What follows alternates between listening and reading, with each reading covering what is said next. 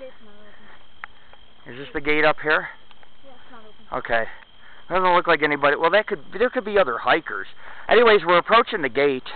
It doesn't mean we're back at the truck, but just want to show you this on video.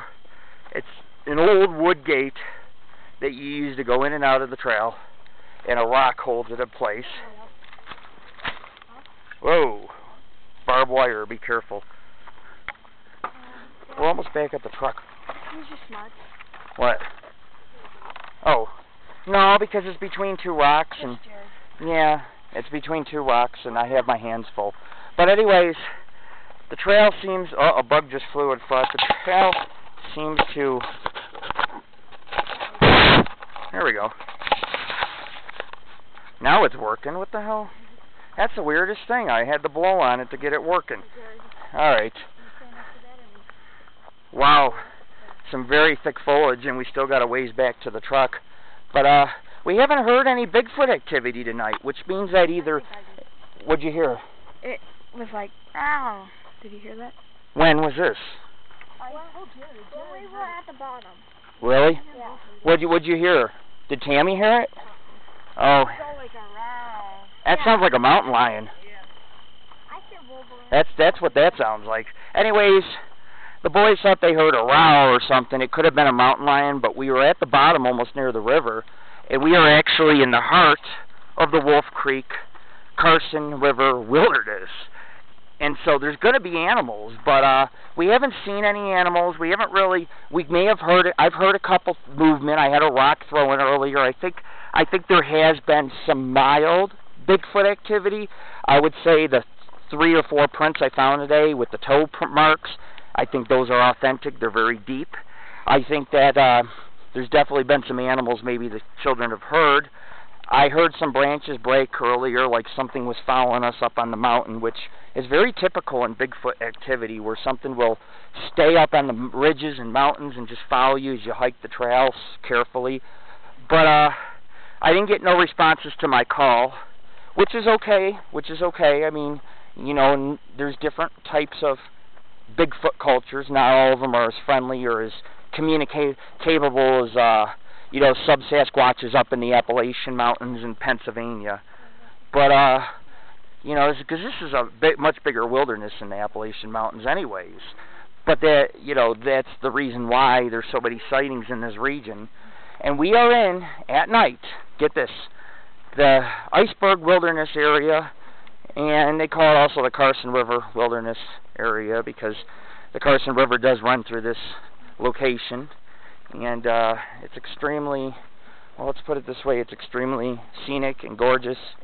And this is why we're out here, to enjoy the hike, the nature.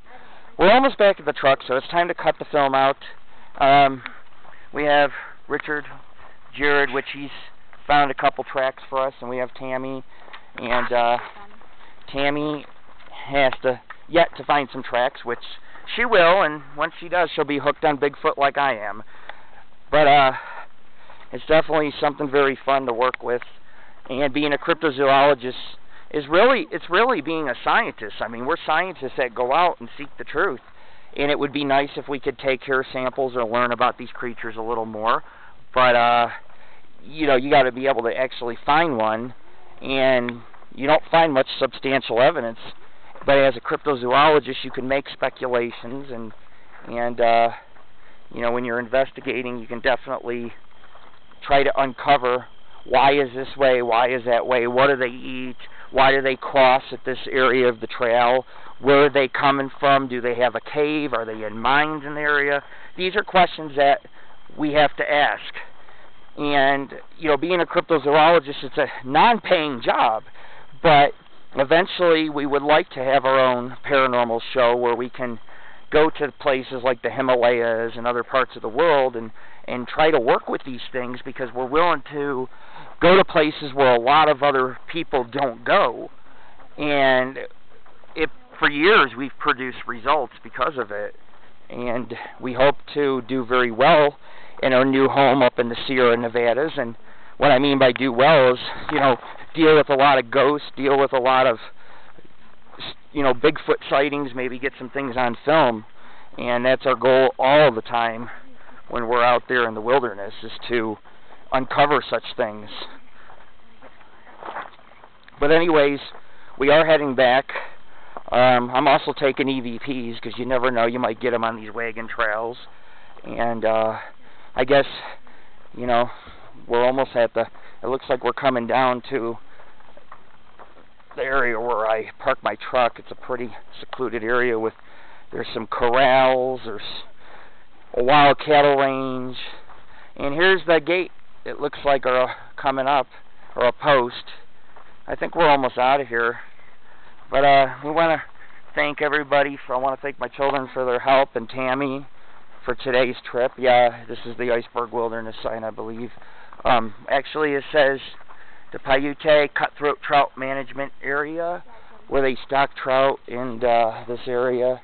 And yeah, this is the Carson. See, I was right. Carson Iceberg Wilderness Area. And that just proves it right there, that we are hiking at night in this harsh wilderness.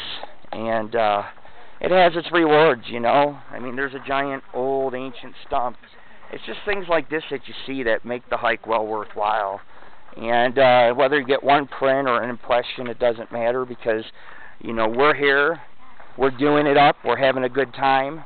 And I think the most important part of any investigation is the people that you share this with. That's what makes it more worthwhile.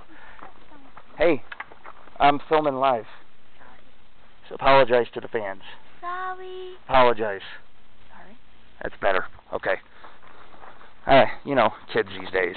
But anyways, I'm going to get going. We're almost back at the truck. Check us out, www.paranormalghostsociety.org, your gateway to the Sierra Nevadas. This is Lord Rick signing on out.